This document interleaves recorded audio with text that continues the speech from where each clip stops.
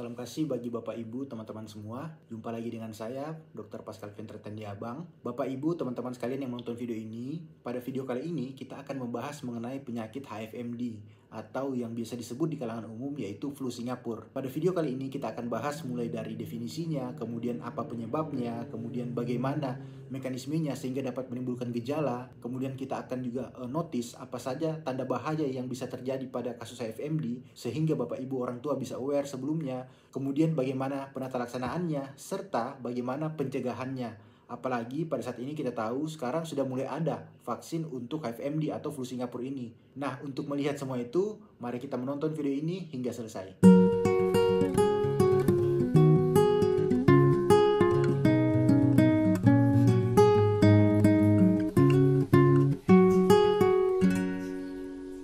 Oke, jadi nama penyakitnya adalah HFMD.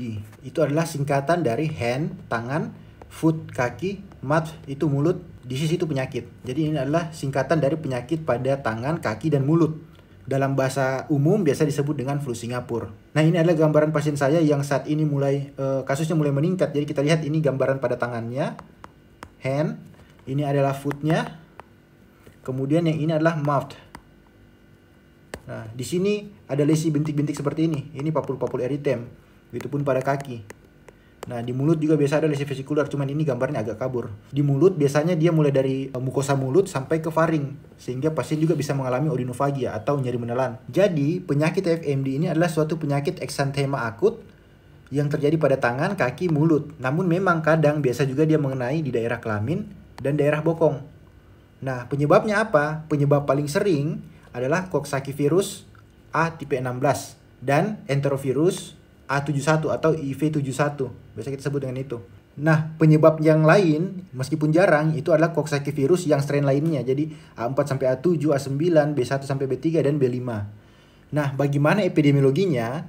Jadi yang terkena HFMD ini umumnya adalah anak yang berusia kurang dari 10 tahun. Terutama pada anak yang kurang dari 3 tahun. Namun memang HFMD ini bisa juga terkena pada orang dewasa. Bagaimana rute penularannya? Jadi dia menular bisa melalui droplet pernafasan, kemudian kontak langsung dengan penderita karena feses yang terinfeksi, kemudian benda atau permukaan yang terkontaminasi. Nah, untuk klinisnya bagaimana? Jadi HFMD ini merupakan suatu penyakit yang sembuh sendiri atau self-limited disease.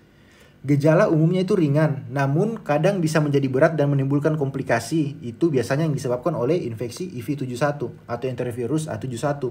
Nah, ketika anak terkontak oleh penderita HFMD, maka gejalanya akan muncul 3-7 hari setelah paparan. Nah, ketika sudah muncul, gejalanya umumnya memang bersifat ringan dan gejala itu akan hilang dalam 7-10 hari. Jadi dia penyakit yang sembuh sendiri, hilang dalam 7-10 hari setelah muncul gejala. Nah, gejala awalnya bagaimana? Gejala awalnya biasanya akan gejala seperti flu, jadi flu-like symptoms. Seperti apa? Pasien bisa mengalami demam, demamnya biasanya 38 sampai 39 derajat Celcius. Kemudian mengalami malaise, malaise itu rasa kurang enak badan, memang agak sulit dideskripsikan, jadi perasaan tidak enak badan. Kemudian anoreksia atau nafsu makannya berkurang, dan ada odinofagia atau nyeri menelan. Jadi ini odinofagia ini adalah nyeri menelan.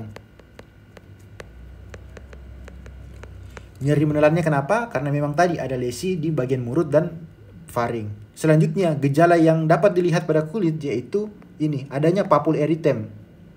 Adanya papul eritem pada tangan, mulut, genital, dan bokong. Nah, khusus untuk mulut, lesinya itu bintik atau luka vesikuler. Jadi sedikit berbeda pada lesi pada tangan, kaki, genital, ataupun bokong. Nah, ini adalah patofisiologinya. Jadi yang warna hijau ini menunjukkan gejala ringan. Kemudian yang orange nanti ini untuk gejala sedang hingga berat. Kemudian yang merah ini adalah komplikasi yang parah dan fatal.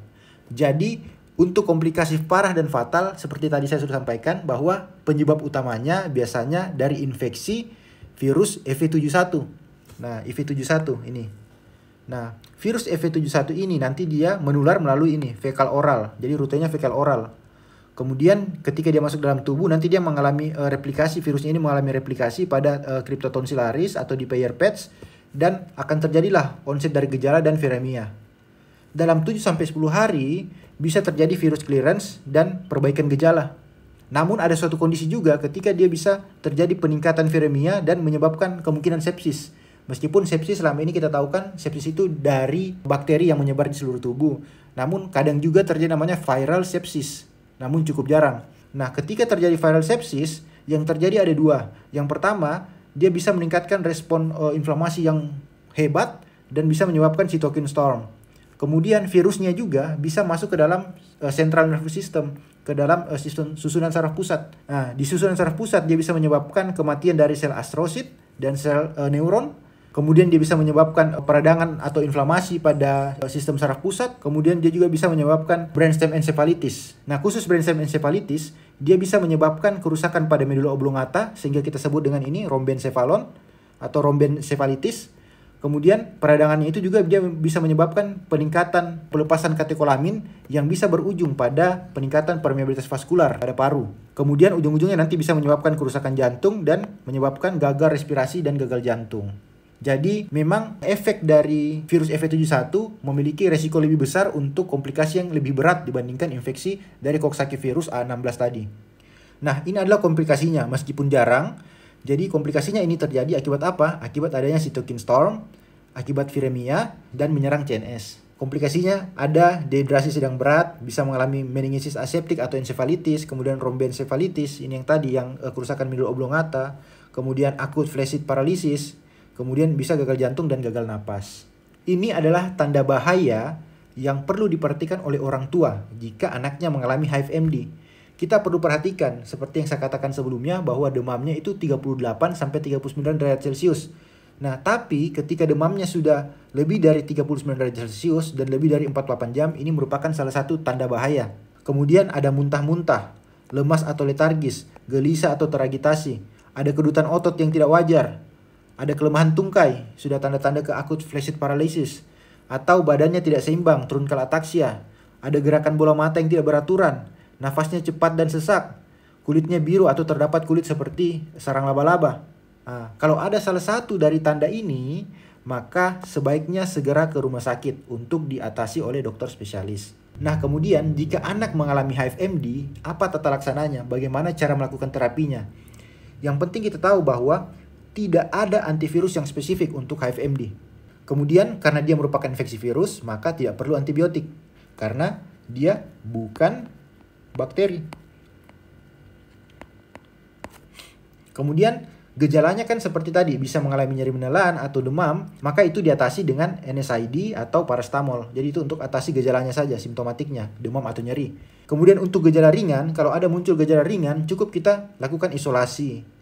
Kemudian edukasi untuk penggunaan masker dan etika batuk agar tidak menularkan kepada orang lain atau di lingkungannya. Kemudian kita perbanyak hidrasi untuk mencegah dehidrasi. Kemudian makan sedikit tapi sering atau small frequent feeding. Kemudian bisa juga diberikan tambahan vitamin A. Meskipun buktinya belum kuat, tetapi tidak ada salahnya kita memberikan vitamin A.